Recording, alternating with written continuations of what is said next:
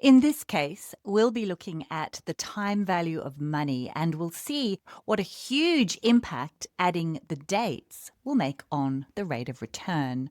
Then we will play with getting sales discounts and whether we get payment upfront or 1 year later, and how moving these payments backwards and forwards with different scenarios can have an impact on the return. My name is Danielle Stein Fairhurst, and I'm a financial modeler and a Microsoft MVP. I quite liked this case. It came out in stage 2 of the 2025 Financial Modeling World Cup. Let's take a look. Okay, here it is, case 1. It's called Sweet Time, and you are a financial analyst at La Chocolaterie, a company that manufactures and sells chocolates. So it is a typical time value of money case because we need to put in an investment of $1.5 million to increase capacity, and that is going to return us an additional annual cash flow of $400,000 from additional sales for 5 years. So we first of all have been asked to calculate the internal rate of return, or the IRR, for the series of cash flows. So we have been given the assumptions already here. So I'm going to just work on this sheet. Sometimes you need to create a separate tab, but I'm just going to do it here. I'm going to put in the grid lines just to make it a little bit easier, okay? And we have been asked to go out for 5 years. So I'll start with, I think I'll just use a sequence function, which is always a great place to start for these when you're looking at the timing. And we're going to go for 6 columns and we'll start from 0 because that is going to be where our investment goes in year 0, and then we have our return for 5 years. So let's put in our cash flow, and this is going to be the answer for question 1. Okay. All right. So the first thing we need to do is to just pick up our initial investment and make that a negative value. And then we'll pick up the yearly cash flows as a positive amount and copy it across. Okay.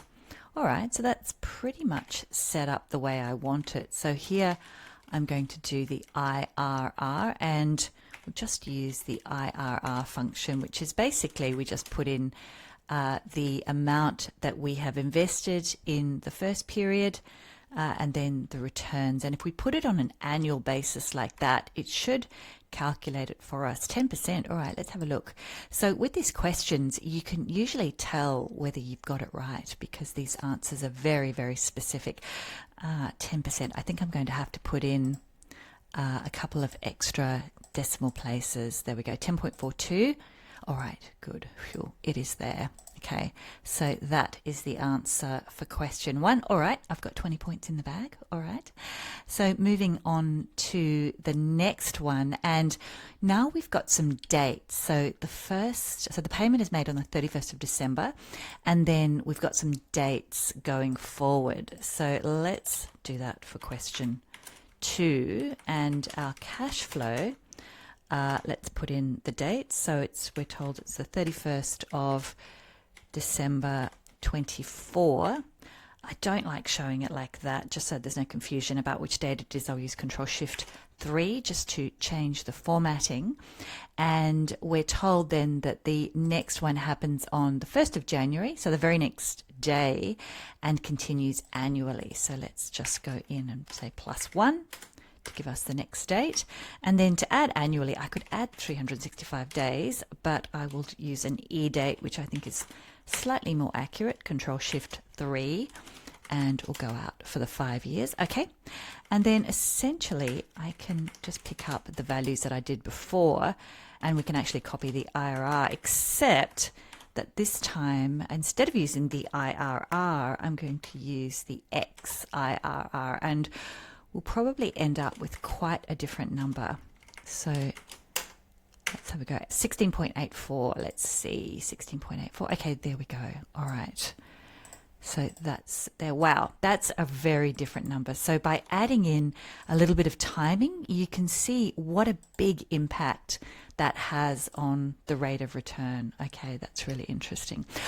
So moving on now to question 3, we've got a couple of scenarios to work out.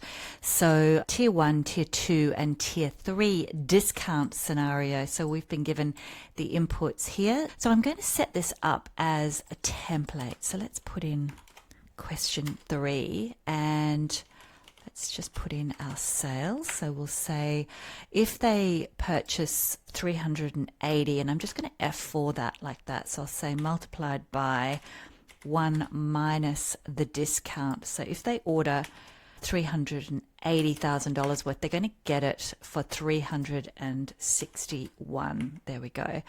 And the payment up front and payment 1 year later. So I don't need to worry about these 5 or 6 years here because I'm only worried about 2 years.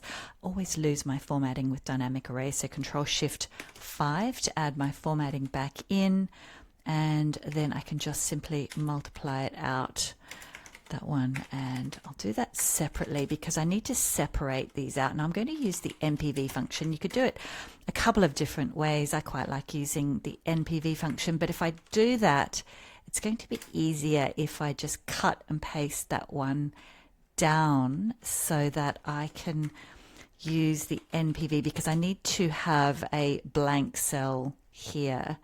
So I'll use the cost of capital, which we've been given. And to calculate the NPV, if I just link to that blank cell, it's going to discount it back by the 10%.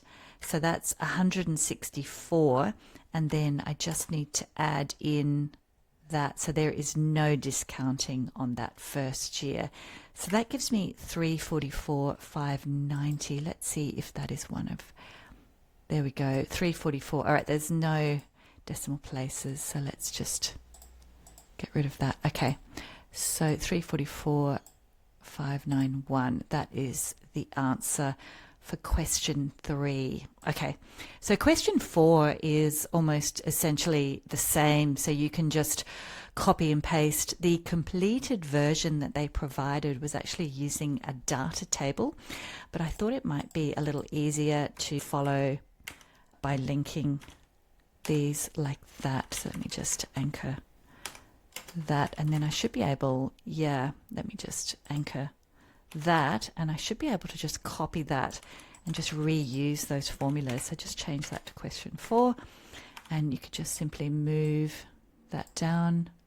So we're basically calculating the same thing, and move that down as well. Let's see.